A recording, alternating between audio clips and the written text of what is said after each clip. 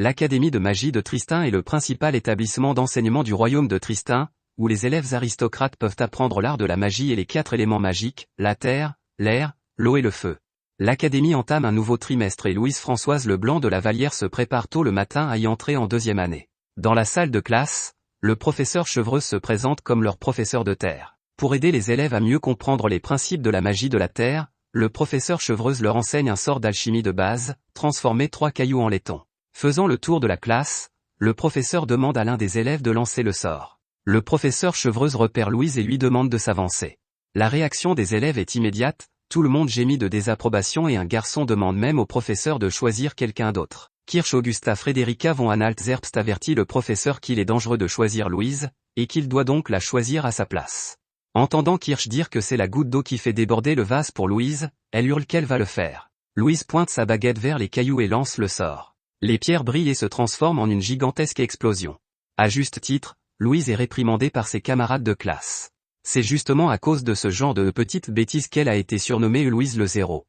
Le professeur Chevreuse le sait sûrement mieux qu'elle. Après avoir été réprimandée, Louise est abordée par Kirsch et ses amis, la réservée Charlotte-Hélène Orléans de Gallia, plus connue sous le nom de Tabitha, et la sophistiquée Montmorency Margarita l'affaire de Montmorency. Kirsch et Montmorency taquinent Louise, se moquant de son incapacité à utiliser la magie. Elle se moque d'elle à propos de l'examen d'invocation d'esprit familier, ce qui incite Louise à dire qu'elle a confiance en son sort d'invocation. La détermination de Louise suffit à les faire taire. Cependant, plus tard dans la soirée, Louise regrette d'avoir dit ce qu'elle a dit. Le lendemain matin, la classe de seconde se réunit dans l'enceinte de l'école pour l'examen d'invocation d'un esprit familier. Ce rituel sacré permet aux élèves d'invoquer leur esprit familier, un serviteur et protecteur qui assistera leur maître dans la pratique de la magie. Kirsch ne manque pas une occasion de taquiner Louise, aux grandes dames de la jeune fille aux cheveux roses. L'un après l'autre, les élèves mages invoquent leur familier sous la supervision du professeur Jean Colbert. Elle trouble ses camarades avec son incantation bizarre. Après une explosion attendue, le familier de Louise se révèle être un paysan. L'homme se réveille déconcerté et incapable de comprendre la langue parlée. Kirsch prend la tête de la classe pour se moquer de Louise qui a invoqué un paysan. Tous les autres ont invoqué une créature magique. Seule Louise la Zéro peut avoir un simple humain comme familier. Irritée par les moqueries, Louise demande au professeur Colbert de lui permettre d'invoquer un autre esprit familier.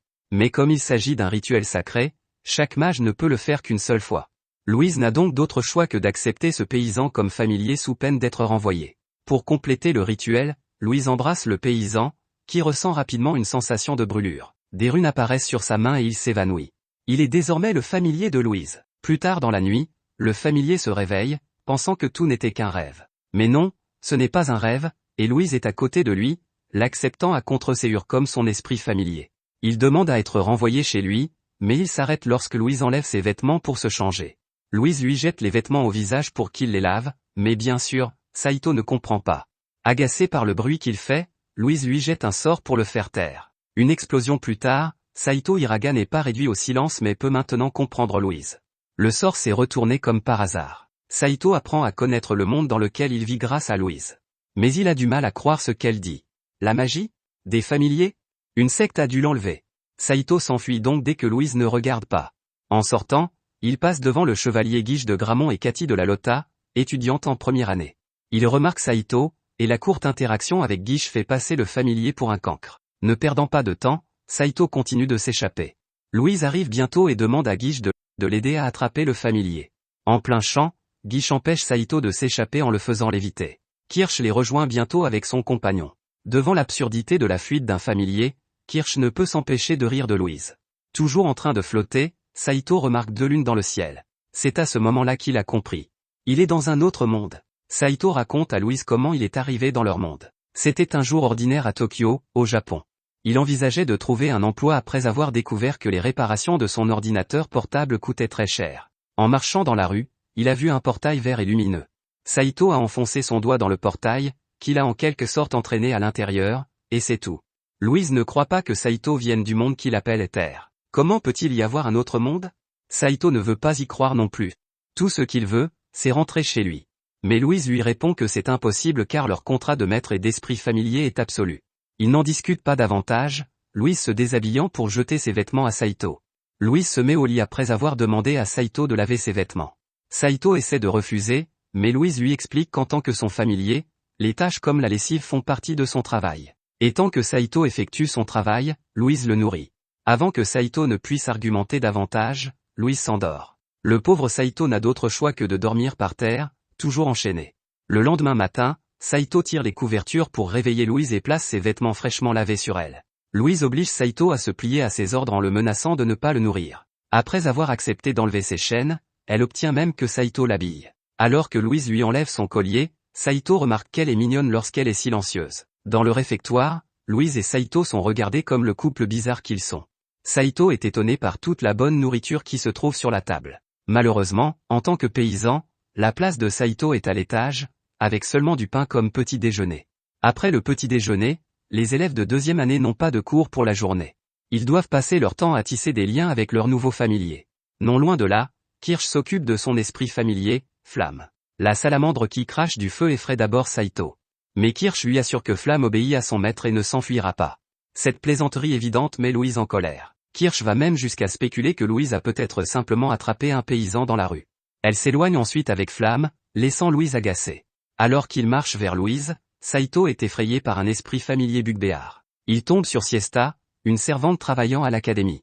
En voyant les runes sur sa main, Siesta le reconnaît comme le familier de Louise. Elle explique alors à Saito, confus, comment les aristocrates peuvent utiliser la magie. Tous les autres sont des paysans. Après s'être présenté, Guiche demande à Siesta d'apporter son gâteau. Saito se porte volontaire pour le prendre à sa place, car il est très irrité par ce snob. À table, Guiche discute avec sa petite amie, Montmorency. Sa flatterie est interrompue par Montmorency qui lance une rumeur selon laquelle Guiche commencerait à sortir avec une étudiante de première année. Avant que le Casanova ne puisse réfuter cette rumeur, Saito vient semer la zizanie dans la conversation. Le familier dit des choses accablantes sur ce qu'il a vu Guiche faire la nuit dernière. Ces propos suffisent à éveiller les soupçons de Montmorency sur l'infidélité de Guiche.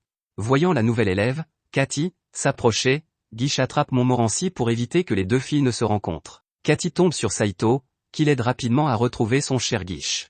À ce stade, la rencontre entre les deux filles est inévitable. Grâce à l'intervention de Saito, Montmorency et Cathy découvrent que Guiche était en couple. Après qu'une gifle de Montmorency ait fait de Guiche la risée de tous, le Casanova dirige sa colère contre Saito.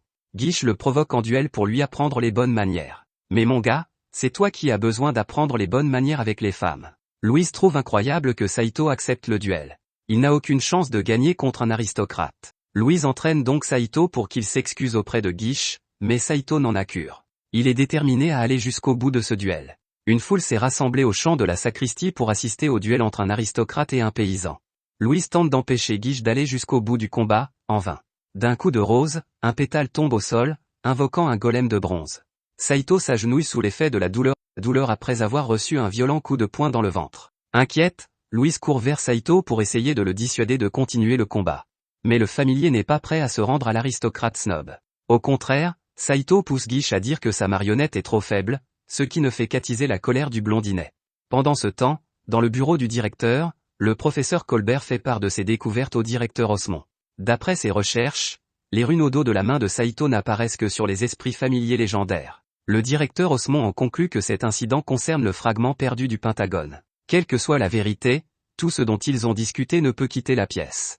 À Vestrifield, le duel se poursuit. Saito a reçu de nombreux coups, mais il continue à se battre. Impressionnée mais très inquiète, Louise presse Saito de se retirer. Cependant, même si son corps lui fait très mal, Saito veut continuer à se battre. Voyant la détermination de Saito, Guiche lui donne une épée, afin que l'esprit familier ait une chance de se battre. Mais Louise l'avertit qu'en acceptant la lame, Guiche prendra le duel au sérieux. En désespoir de cause, elle lui ordonne de l'écouter en tant que maître. Mais cela ne marche pas. Saito se moque de devoir dormir par terre et de manger de la mauvaise nourriture. Il est prêt à tout puisqu'il n'a pas le choix. Mais il ne s'agenouillera pas et ne s'excusera pas s'il ne le veut pas. Sur ce, Saito prend l'épée, et la foule l'acclame. Les runes au dos de sa main s'illuminent soudainement, et toute sa douleur disparaît. Un seul coup d'épée suffit à détruire le golem. Tout le monde est choqué, surtout Guiche, ce qui pousse le Casanova à invoquer non pas un messie golem. Saito fonce et abat les golems deux par deux. Assommé, Guiche s'écroule et admet sa défaite. Un aristocrate a perdu contre un paysan. Lorsque les runes cessent de briller, Saito s'évanouit et tombe sur Louise. 3 jours plus tard, Saito se réveille tout bandé. Siesta arrive pour apporter de la nourriture, selon les ordres de Louise, et raconte à Saito comment Louise a à peine dormi pour pouvoir s'occuper de lui. En regardant le visage reposé de son maître, Saito ne peut s'empêcher de penser qu'elle est mignonne dans cet état. Le lendemain matin, Saito, complètement rétabli, est chargé de la lessive. Les vêtements qu'il devait laver se sont accumulés pendant qu'il était dans le coma. Bien qu'il les remercie d'avoir pris soin de lui, Louise trouve le moyen d'être méchante avec l'esprit familier. Après cette détestable corvée, Saito est traîné en classe par Louise. Le professeur Chevreuse donne un cours sur la combinaison d'éléments pour créer des effets plus puissants et plus variés. Le niveau des mages est déterminé par le nombre d'éléments qu'ils peuvent combiner. La combinaison de 2 éléments équivaut au niveau de la ligne, celle de 3 au niveau du triangle et celle de 4 au niveau du carré. Le professeur suppose que la plupart des élèves ne peuvent en utiliser qu'un seul. Mais Kirsch s'y oppose, affirmant que l'un d'entre eux est incapable d'utiliser ne serait-ce qu'un seul élément. Les yeux de tout le monde se tournent vers Louise, ce qui fait comprendre à Saito pourquoi on l'appelle le zéro. Dans le couloir, Saito utilise cette nouvelle connaissance pour embêter Louise. Elle n'a aucune précision magique, mais c'est une aristocrate. Saito invente même une chanson pour se moquer de son maître. L'audace de cet esprit familier à insulter son maître fait bouillir le sang de Louise. Louise déclare alors que pour chaque zéro dit par Saito, il n'aura pas de repas. Aucune exception n'est tolérée. Plus tard dans la nuit, l'estomac de Saito gronde. Il tente de culpabiliser Louise pour qu'elle le nourrisse, disant que le maître doit prendre soin de son familier. Cela fonctionne, mais seulement pour une courte période. Saito s'attire immédiatement les foudres de son maître après avoir dit que, comme sa magie, sa taille de buste est nulle. En plus de ne pas recevoir de nourriture, Saito devra dormir dehors ce soir. Heureusement pour Saito, Siesta l'aperçoit en train de dormir par terre devant la chambre de Louise. Elle l'emmène à la cuisine, où Saito peut enfin manger à sa faim. Le chef et l'ensemble du personnel apprécient Saito et l'appellent notre épée. C'est parce que Saito a battu le morveux aristocrate snob, même s'il est un paysan comme eux. On peut même dire que le chef aime trop Saito après qu'il a essayé de l'embrasser.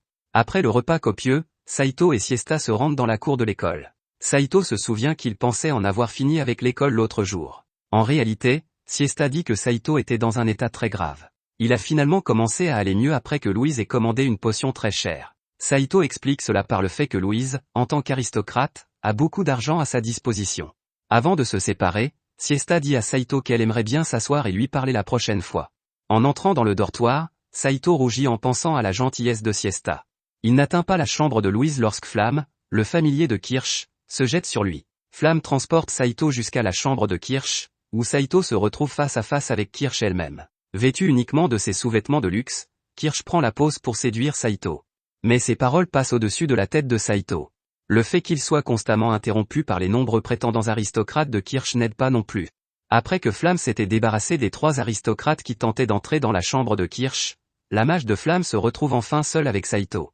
Elle le cloue au sol en lui déclarant son amour. Saito tente de se sortir de cette situation, mais Kirsch se montre très convaincante. Contrairement à Louise la Zéro, elle est bien plus que ça.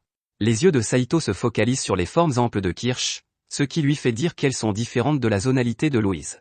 La mage de Flamme s'apprête à embrasser Saito, mais l'entrée de Louise interrompt leur moment épicé. Elle ordonne à Saito de venir avec elle, ce que Kirsch qualifie de tyrannique. Saito est encore humain, après tout. Kirsch serrant Saito contre elle, le familier ne peut s'empêcher d'admettre que Louise est tyrannique. Saito s'en sort finalement après que Louise l'ait averti qu'il sera transpercé par plus de 10 aristocrates le lendemain. Kirsch n'a pas chômé, maintenant qu'ils sont de retour dans la chambre de Louise, Saito reçoit toute la colère de Louise. Ses manigances ont incité Louise à sortir son fouet. Avant qu'elle ne puisse porter d'autres coups, Saito l'arrête pour lui demander si elle est jalouse. Mais cela ne lui vaut qu'un coup de genou dans ses bijoux. Pour Louise, Saito peut sortir avec qui il veut, mais pas avec Kirsch. Leurs familles sont ennemies depuis des générations. Ce sera tellement humiliant pour sa famille de se faire voler par eux. Après la conférence, Saito raconte comment il s'est retrouvé dans cette situation. Louise dit que se faire traîner par Flamme est pathétique, d'autant plus que Saito est un épéiste. Mais en réalité, le duel avec Guiche était la première fois que Saito tenait une épée. Son affinité pour l'épée donne une idée à Louise. Le lendemain matin, Louise et Saito se rendent à cheval dans une ville voisine. Kirsch les aperçoit, et comme elle est loin d'avoir abandonné Saito, elle les suit. Heureusement pour elle, Tabitha lui prête son esprit familier, un dragon bleu nommé Sylphide. 3 heures de cheval plus tard, Louise et Saito arrivent en ville. Louise les guide jusqu'à l'armurier. L'armurier donne une rapière à Louise pour qu'elle l'examine, mais elle n'est pas tout à fait satisfaite. Elle se souvient que Saito manie une épée plus grande. Ignorant les conseils de l'homme, Louise exige une épée plus grande et plus large. Son attitude irrite suffisamment l'armurier pour qu'il tente de l'arnaquer. Il donne à Saito une épée d'or étincelante, qui coûte 3000 new gold. Louise est choquée par ce prix, d'autant plus qu'elle n'a apporté que 100 pièces d'or neuf. Pour cette somme, l'armurier ne peut leur donner qu'une vieille épée rouillée. Tout en marchant, Saito remarque que l'épée ressemble à un déchet provenant d'un marché aux puces. Il n'y a rien à faire, car Louise dit qu'elle est à court d'argent. C'est alors que Saito se souvient que Siesta lui a dit que Louise avait commandé une potion très chère pour lui. Cela permet à Saito de mieux comprendre Louise. Kirsch et Tabitha les observent de loin, pensant que Louise a acheté un cadeau à Saito pour gagner son affection. À deux, on peut jouer à ce jeu-là.